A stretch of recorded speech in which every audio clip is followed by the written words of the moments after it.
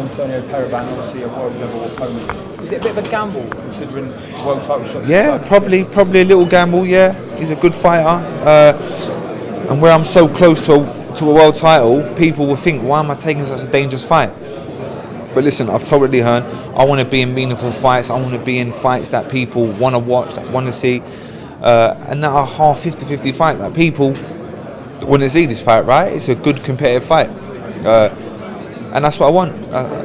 I didn't want a routine 8 or 10 rounder just to tick over and wait until next year. I want to be in proper fights, and I think after this fight, after I beat Periban, I'm going to get credit. How frustrating was the summer, James? Knowing that you're so close, that you're so far. Well, the summer, I actually enjoy my summer, if I'm being honest, because I come off a fantastic win against Brandon Gonzalez. And I had a decent summer. Yeah, obviously, the waiting game about the world title, because I'm mandatory challenger now, obviously, of course it is a bit frustrating, but it's boxing, you have to deal with it. Froch is playing a couple games, but it's all good, because time's running out for him, and he's got to the 31st of December to tell the IBF his next move and who he's going to fight next. So time's running out. What do you say to those who think that he's the one that's insisted you have another fight to go and increase your stock, your value, so that you can get the ring with him and earn money? It's stupid. What else does he want me to do? I boxed in eliminators. I've been British champion, European champion. I boxed in a final eliminator. What else does he want me to do?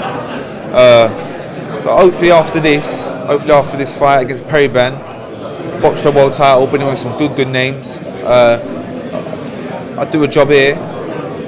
Maybe the British public and everyone else will push it. So he'll have to fight me. Can you understand the reservations, though? I mean, you could possibly end his career of on course. the sour note. And I understand that. Listen, after coming off probably his best win of his career at Wembley Stadium, knocking out George Rose, does he want to risk all that and fight me? A tricky fight, young, ambitious, can box, can fight. Does he want to risk it? Probably not. And if I was him, I wouldn't want to as well. James, he says that you said that you don't think he wants to fight you. Do you think he will fight you though? In your gut, do you think that fight's going to happen? I think he's going to get pressured into fighting me because the British public want to see it. They don't want to see Froch and Kaiser free. Who wants to see that? On a serious note, who wants to see that? The Chavez fight is not going to happen. So I think he's going to be pressured into fighting me. I think Hearn's on his case. I think the British public are on his case. And obviously I'm on his case. But as I said before, I don't want people to think this is a payday for me. I want to fight him, so I'm going to get paid and all that. Because it ain't. It's about winning that world title and becoming the first Olympic gold medalist from Great Britain to win a world title. For me, that's what it's about. If it's Carl Froch, it's a bonus. That's it. James, do you think on some level Carl Froch is very wary of fighting? No, yeah. The fear's there. Listen, as I say, he's come off the best win of his career at Wembley. Does he want to risk that fighting me?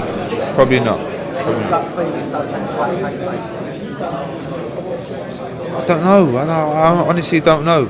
You're going to have to ask Eddie Hearn because he speaks to him regularly and speaks to him about fighting me. So you're going to have to ask him. But gut feeling, no. If I was him, no. If I was Carl Froch, I would not want to fight me. But I think the British public want to see it though because do you know what? The super-weight division's a good division. But tell me another fighter that you would want him to fight. Golovkin, but he's at middleweight, he's doing his own thing. Wall, you want to see him against Wall again, no? You wouldn't want to see that. Who else is there? Does it frustrate you in a way that straight away almost said he didn't want to throw this fight, and after going away in just a short space of time, he didn't want to throw this fight, and gave him the chance, so then that's all you're basically asking for. What was that again? What if he gave George Groves a chance in a lot shorter space of time, and that is taking to give you one? Yeah, I know. Well, listen, as I say, I'm the mandatory challenger, so he's only got that certain amount of time, so it's up to him. If he wants to box me, let's get it on. If he don't, he gets stripped and let him do whatever. Retire, do whatever, man. If Carl Froch doesn't take the fight in January. Oh well, listen. I'm more worried about the 6'2" southpaw Mexican that's 28-0 with 24 knockouts. I'm more worried about him. That's my next opponent if Carl Froch don't fight me. That's a dangerous opponent, mate. A hungry opponent. Awkward opponent. I'm more worried about him. So yeah, if I don't get Froch for the world title, I'm gonna get Ramirez, I think his name is, a good fighter with a good record, young, ambitious, and he's willing to come over as well. So it should be interesting. Yeah, either way, it's gonna be. 2015 could be the biggest year of your life. There you go. In my words, it's gonna pop off, and that's it.